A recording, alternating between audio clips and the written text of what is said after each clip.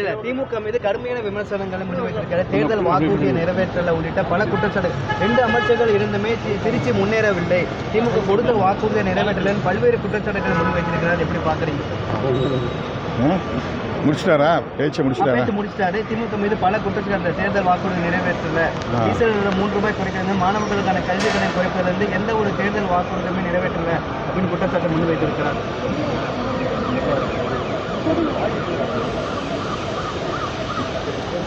திமுக எதிர்ப்பை மட்டுமே மூலதனமாக கொண்டு ஆட்சியை கைப்பற்றிவிடலாம் என்று கருதுகிறார் தமிழக வெற்றிக் கழகத்தின் தலைவர் விஜய் அவர்கள்.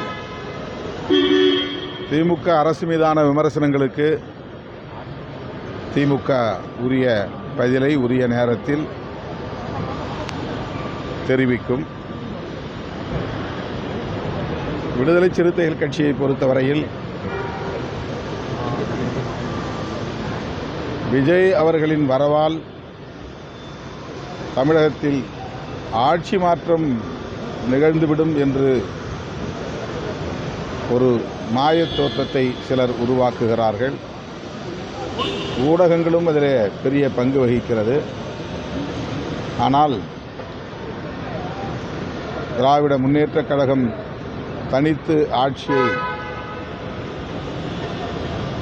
நடத்தவில்லை. ஒரு கூட்டணி பலத்தோடு ஆட்சியில் இருக்கிறது. அந்த கூட்டணி இன்னும் வலுவாக கட்டுக்கோப்பாக இயங்கி வருகிறது. இந்த தேர்தலையும் சந்திக்க உள்ளது. எனவே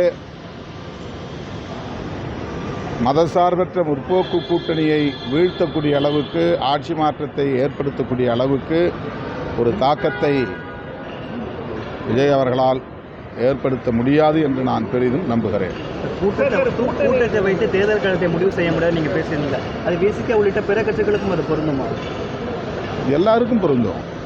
அதாவது இப்போ விடுதலை சிறுத்தைகள் கட்சிக்கும் லட்சக்கணக்கானோர் திரளுகிறார்கள். அண்மையிலே நாங்கள் நடத்திய மாநாட்டில் பல லட்சம் பேர் திரண்டார்கள். அந்த மக்கள் திரளை வைத்து விசிக தமிழ்நாட்டிலே ஆட்சி மாற்றத்தை ஏற்படுத்துமா என்ற விவாதத்தை எந்த ஊடகமும் செய்யவில்லை. திருமாவளவன் பெரிய தாக்கத்தை ஏற்படுத்துவாரா, மாற்றத்தை ஏற்படுத்துவாரா என்று யாரும் விவாதிக்கவில்லை. விஜய் அவர்கள் ஒரு பிரபலமான சினிமா நடிகர், கதாநாயகர் என்பதை வைத்துக்கொண்டு பெரிய மாற்றம் இங்கே நிகழ்வதை போன்ற, நிகழப்போகிறது என்பதை போன்ற ஒரு தோற்றத்தை உருவாக்குகிறார்கள். திமுக, விசிக போன்ற கட்சிகளுக்கு, கம்யூனிஸ்ட் கட்சிகளுக்கு வரக்கூடிய லட்சக்கணக்கான பேரும் அரசியல் சக்திகளாக வருகிறார்கள். கொள்கை கோட்பாட்டு புரிதலோடு களத்திலே நிற்கிறவர்கள், நீண்ட காலமாக அரசியல் களத்தில் மக்களோடு நிற்பவர்கள். அந்த பெருந்திரளுக்கும் நண்பர் விஜய் அவர்களுக்கு இன்றைக்கு திரண்டு வந்திருக்கிற திரளுக்கும் பெரிய வேறுபாடு இருக்கிறது. ஆகவே இந்த மக்கள் திரளை மட்டுமே ஒரு பொருட்டாக எடுத்துக்கொண்டு ஆட்சி மாற்றத்தையே நிகழ்த்தப் போகிறார்கள் என்பதை போன்ற தோற்றத்தை ஊடகங்களும் இன்னும் பிறரும் உருவாக்க முயற்சிக்கிறார்கள் என்பதுதான் என்னுடைய கருத்து. கிட்னி திருட்டை கிட்னி முறைகேடு அரசு எப்படி கிட்னி திருடப்பட்டது, ஆனால் திருட்ட முறைகேடுன்ற ஒரு புதிய வார்த்தை யூஸ் பண்ணுறது. திமுக எம்எல்ஏ மகன் மருத்துவமனையில் கிட்னி திருடப்பட்டிருக்குதா மக்கள் மத்தியில் விஜய் பேசியிருக்கிறாரு.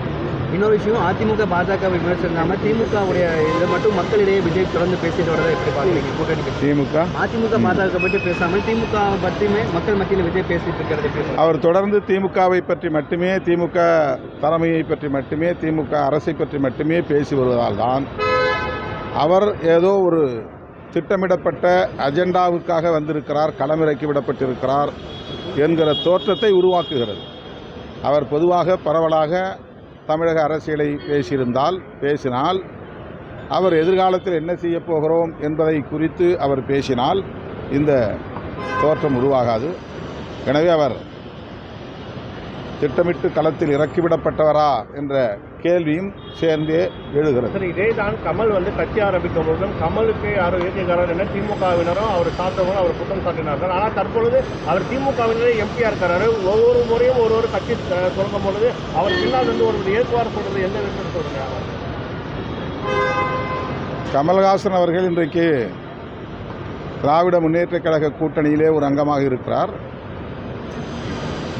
அவர் அரசியலில் அடியெடுத்து வைத்தபோது அவர் அரசியலை பார்த்த முறை வேறு. அரசியலுக்குள் அவர் ஒரு தலைவராக களத்தில் இறங்கிய பிறகு அவர் அரசியலை அணுகுகிற முறையில் மாற்றம் ஏற்பட்டிருக்கிறது. கொள்கை சார்ந்த மாற்றங்கள் நிகழ்ந்திருப்பதாக நான் நம்புகிறேன். விஜய் அவர்களை நாம் பொறுத்திருந்து தான் பார்க்க வேண்டும். அவருடைய அணுகுமுறைகளிலும் நிலைப்பாடுகளிலும் எதிர்காலத்தில் மாற்றம் ஏதேனும் நிகழ்கிறதா என்று பொறுத்திருந்து பார்ப்போம். அதே போல இன்றைக்கு வந்து பாத்தீங்கன்னா விஜய் வந்து பிரச்சாரம் மேற்கொண்டுள்ள நிலையில தமிழக அரசு வேண்டுமென்றே இன்னைக்கு இளையராஜாவுக்கு வந்து அதாவது விழா எடுக்கிறதா வந்து அரசியல் விமர்சனம் இது ரொம்ப நாளைக்கு முன்னாடியே முடிவு பண்ணது. இசைஞானி இளையராஜாவுக்கான விழா வந்து தமிழக அரசு ஏற்கனவே அறிவித்த ஒன்று. விஜய் அவர்களின் ப்ரோக்ராம் எப்போ ஃபிக்ஸ் ஆனது நமக்கு தெரியல.